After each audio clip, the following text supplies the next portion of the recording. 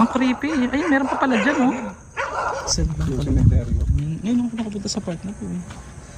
Tatagan ang sarili hanggang matapos ang buong video dahil dito ninyo matutunayan o mapapatunayan na mayroon tayong nai-record na kakaibang tunog sa loob ng musileyong ito na inakala naming bahay nung una, pero patutunayan natin sa videong ito na ang musileyong ito ay may paranormal na nangyayari.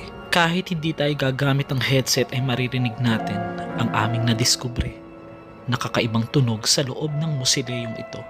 Kaya tutok lang hanggang dulo.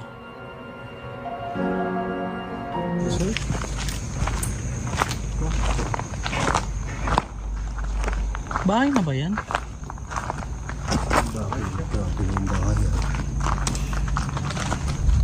Ay, cemetery yun. Tao ba dyan? Oo nga. Ba't bahay ba?